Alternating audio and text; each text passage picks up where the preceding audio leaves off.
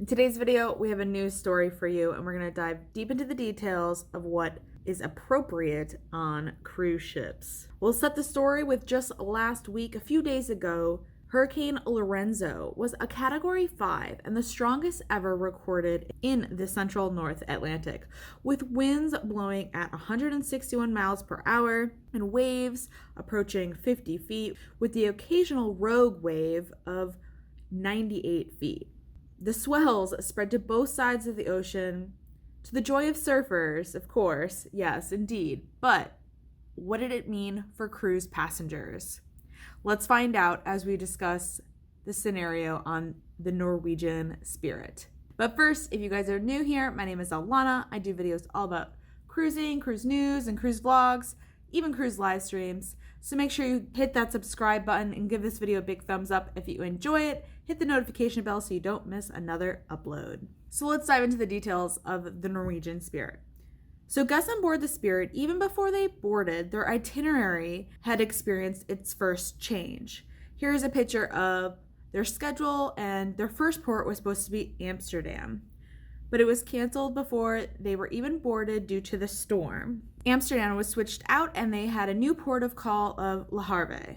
And due to the unpredictable weather that hurricanes are, bringing those rough seas and rogue waves, Le Havre wasn't actually able to be their first port of call either. The second and third port of call were Bergen and Flam. Throughout the cruise, they realized that they weren't going to make it to those port of calls either. After their stops in Bergen and Flam, they announced that they weren't going to make it to Iceland either for their next port of call, as they were worried that they would catch Hurricane Lorenzo on their way back to Ireland. Now, as an alternative for missing those ports of call, Norwegian added 2 other stops in Norway, one in Greenock, which is close to Glasgow, but unfortunately, they weren't able to pull into port there either due to very high winds.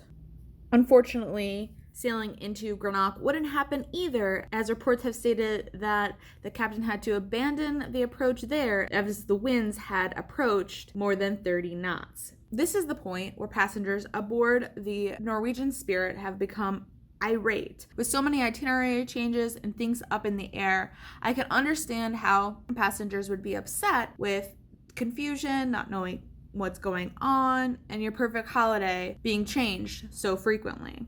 Although a full atrium turned into a mob of guests chanting, "Refund, refund, refund." Here we go, let's take a look. Refund, refund, refund, refund, refund.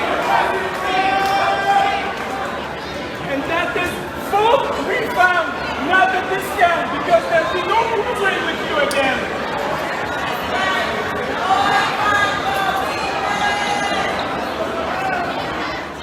Now, it's reported that things eventually quieted down soon after this eruption had started. With everyone in the atrium, an officer had tried to come out and speak over the crowd, but apparently the chanting continued and he was just yelled at and screamed at in his face. He retreated and security approached, which diffused the situation eventually. Now, passengers aboard this Norwegian cruise have been offered 25% cruise credit for a future cruise, although a petition is being circulated throughout the ship for those who believe a full refund is in order. In my opinion, I do not feel that the passengers who interacted in this mob mentality of shouting and screaming and chanting in the atrium is appropriate cruise ship behavior. I'd love to hear your thoughts.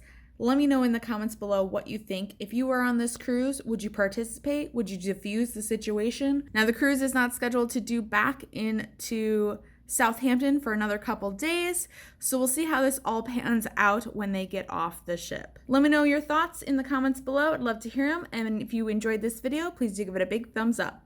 Thanks so much for watching, and until next time, ciao for now.